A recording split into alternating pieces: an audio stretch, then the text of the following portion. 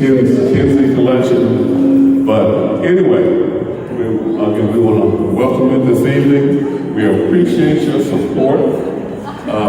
It's because of you that we had a record number of people who came to the museum in March, actually in February and March, to see the Black Cowboy exhibition. So again, thank you for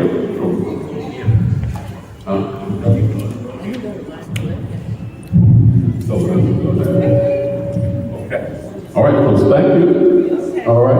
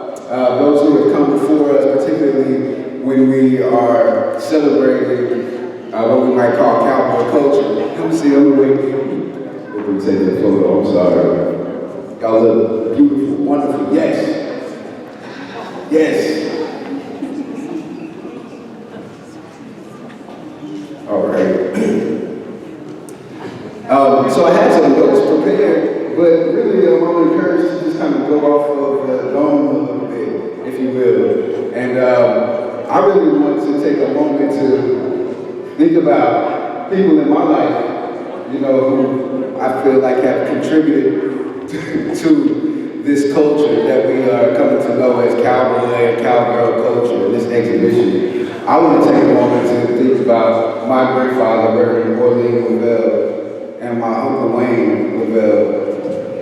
Folks who I saw, you know, working on the farm, raising cattle. Folks who were taming wild horses and raising them. And so if you want to, for a moment, I want us to think about the people in our own lives whose stories aren't always widely told, particularly as it relates to cowboy culture.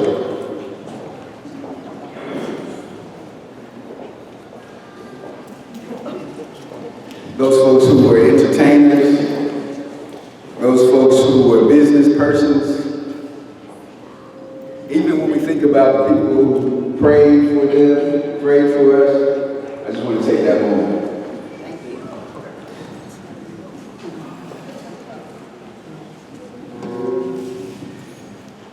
When I think about this exhibition, also we're sending a bon voyage, good voyage, onto the next stop, which is the Chisholm Trail Museum. And I just think about all of the things, the conversations that have come out of this exhibition. When folks have come here and engaged with this exhibition, people were really inspired and felt really, began to be curious about their own histories, their own personal legacies and family heritage. I can remember conversations with people who were saying, yeah, I have some cowboys in my family too. And some other folks who were saying, I didn't even know that such a broad world like this existed. And so I love the fact that this was here in Dallas, Texas. I love the fact that this was here at the African American Museum and that we've been able to really engage the citizens of Dallas, Texas with this exhibition. And so as we send it on its way, I want to think about some things that I've heard some of these folks who you might call cowboys or cowgirls, which I think of them more like, you know, grandmother and pawpaw. I think about sayings that I would hear when something was frustrating me, that might have seemed normal, and they would say, well, just let it roll off from the back like water on a duck's back, things like that. Or if I'm being too indecisive, it's like, well, you need to barbecue or will you? But one thing that my grandfather used to always say was count it all joy. And so I'm really happy that we've had this exhibition. Thank you all for being here. And I would like to say to the Black Cowboys in American Story, bon voyage, we'll see you again.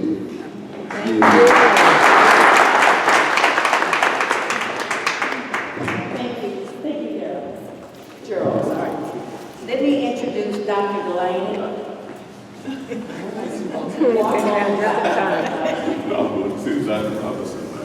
All right, as you heard, I'm Marvin Delaney, Deputy Director and Chief Operations Officer. I already have done this introduction, but I'll do it again. Thank you.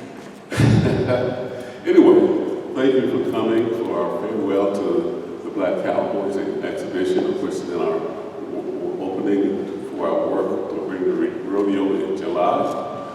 The Black Cowboy exhibition has been one of our most successful exhibitions. I want to thank all of you. It seems like people were so just fascinated by that particular exhibition. So we had about 5,000 people visit that exhibition. So indeed, it's up there with the Jefferson exhibition and of course the Kinsey exhibition. So again, thank you all for coming out to support it.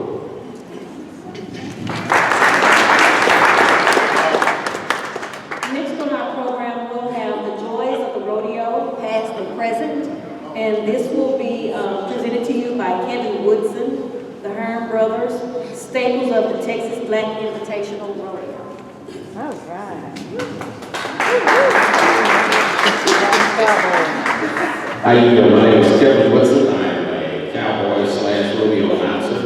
And to my right is one of the Hearn brothers here. This is Harlan Hearn. And Harlan is taking the place of his dad, who of course is still with us, but he's now the curator, the head CEO, the head honcho of the Cowboys of Color Rodeo.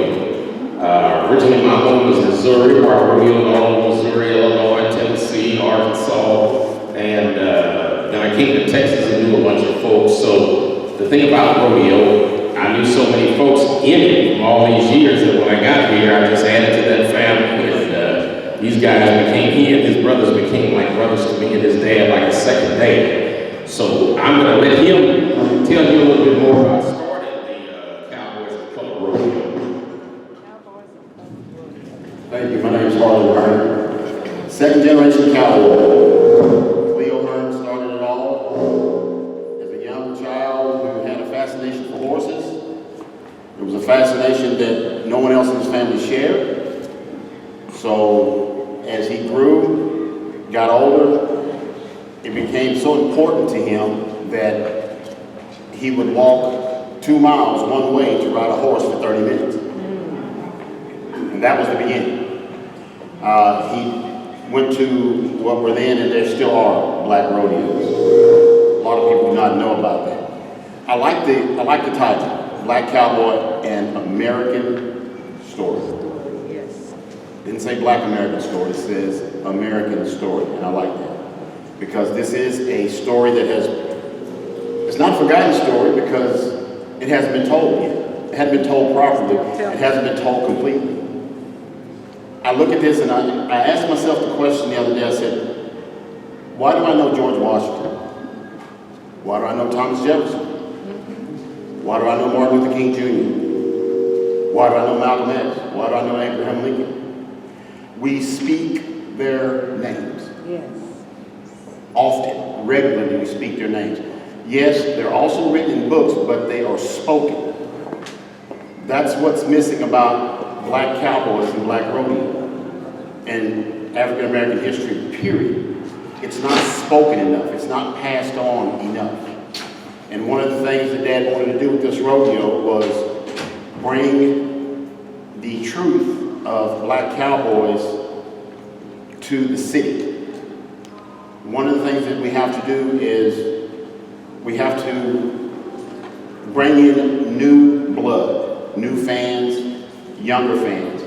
And those fans are going to come from what I call the urban and suburban zip codes. They're not coming out of the country. They're going to come from the urban and suburban zip codes, along with their mothers and fathers. What we'd like to do with this rodeo, that is now 34 years, working with the museum, what we'd like to do with this rodeo is, I look at this rodeo as a key that goes into a door.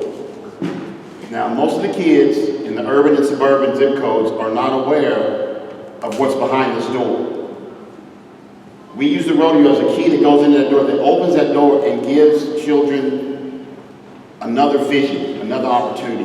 What they know is baseball, basketball, football, track, tennis, maybe golf, maybe soccer. Open this door and they find out that they could be a cowboy or cowgirl, they could be a veterinarian, they could be a farmer, they could be a rancher, they could train. It opens a whole new world to them. And as an example of that, I will use my nephew as an example. Taylor, who is a pitcher for the Texas Rangers.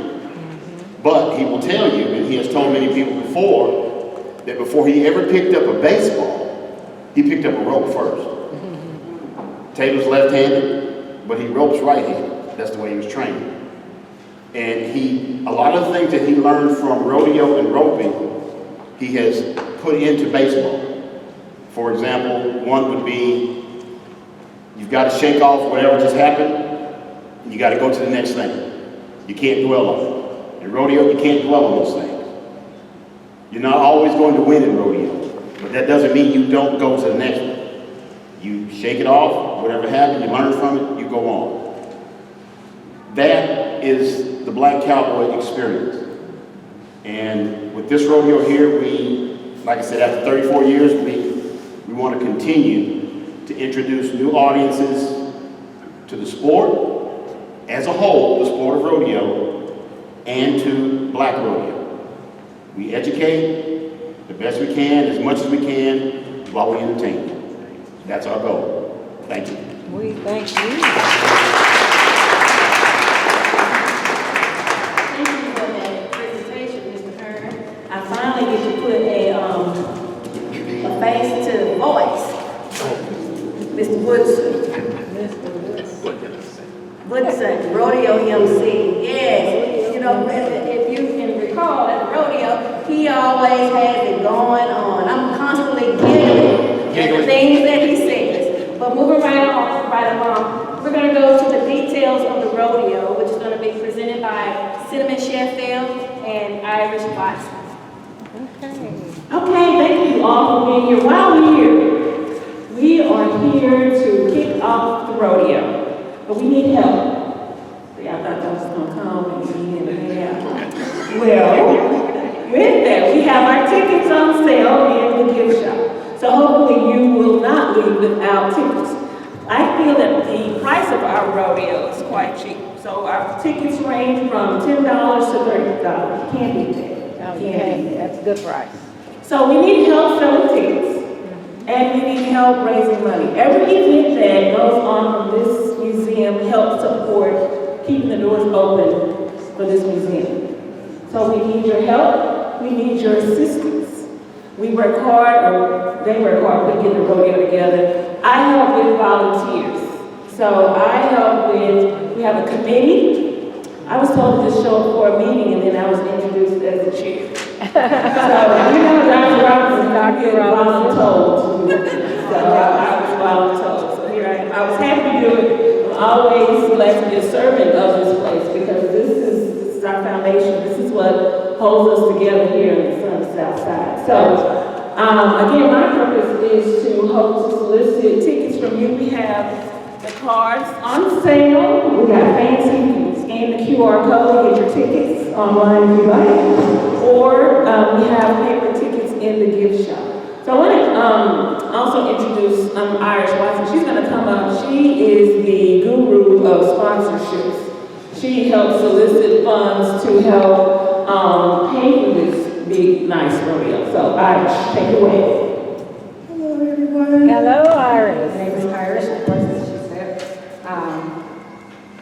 I love the museum, for one. I love the rodeo. It's one of my favorite events. And sometimes I call myself big and Irish. I don't mind begging for sponsorship, money, whatever it is to help the museum. And as she said, proceeds go towards keeping the museum open. Again, we have sponsorships available. We have tickets, family tickets, as a matter of fact, groups. If you want to buy group tickets, we get discounts for group tickets, right? Yeah, so I already got my family together. I already told Doc I want 40 seats. Because I'm going to tell y'all, tickets go fast. This event, we never have a problem selling out. That's so right. if you wait for the last minute, you'll be calling Doc asking for tickets. But again, if you know anybody, everybody in here knows somebody. So if you know anyone that want to buy an ad for the program, if you know anyone that wants to buy sponsorships, we really need sponsors. Sponsor ads, t-shirts, yeah. If y'all ever been to the rodeo, I don't know if I got it in me anymore, but I used to be going up and downstairs selling t-shirts. And usually I sell all the t-shirts out, except for the larger sizes. So the t-shirts are inexpensive, the programs are inexpensive. I have a business, I always put my business in the booklet, in the program booklet. I give back as a business owner because it helps my business grow too. I always say where there's people, there's Wow Inflicts the Kill Hair Studio, because every person is a prospective client. So if I put my ad in the booklet, somebody can see that ad, you know, so feel free to text them before you leave. They have programs, so if you know anyone, again, if you know anyone that wants to sponsor, if you know anyone that want to buy tickets, groups, churches, other organizations, get y'all's tickets before July, before June, because I promise y'all, the tickets will sell. They will. No ifs, ands, buts about it. And if y'all want, I always post everything on my page. My name is Iris Watson. I don't think I have enough room to add friends, but you can follow me on Facebook, and I usually share everything that goes on at the museum. Yes, you I do. usually share it on my page. Yes, she does. Again, I love this museum. It's my second We home. love this I always say there's no place like home. That's right. This is my home, my second home. That's right. Thank you, Miss Iris. We work hard. So I want to thank two of our sponsors that are here tonight. This is Dallas, Cheryl Richards, bringing Wayne. Wayne, Cheryl. She's already committed, as well as Trinity Review Services, our own Johnny Rogers, with a shout. He's already one of our sponsors. So we're going to push up. And then then on the table, there are volunteers. I got my first volunteer, Ms. Gia. So, go ahead and fill this out if you want to help with the rodeo. So please fill this out and give it back to me, or you can leave it on the table and I'll get it. So, again, thank you all for coming. We have one last surprise.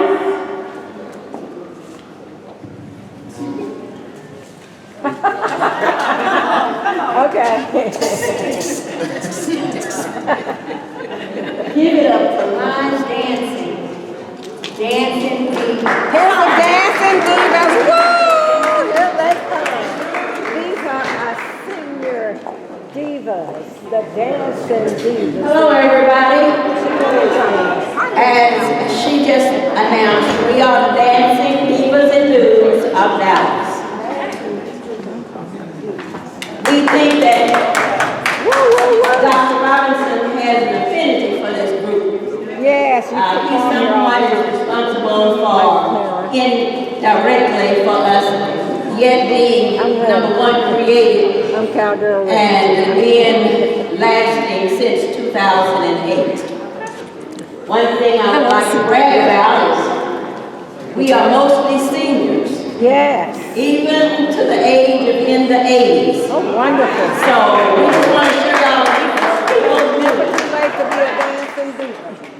And in honor of the Cowboys, the first line dance we will do is called Working. Work it. You know the Cowboys was always working. So we're gonna work it.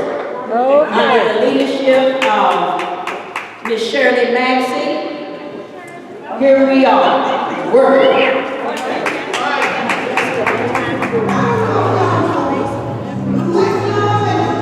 It's getting great in here. Turn it up. Everybody, turn it up. Turn it up. Honoring black cowboys.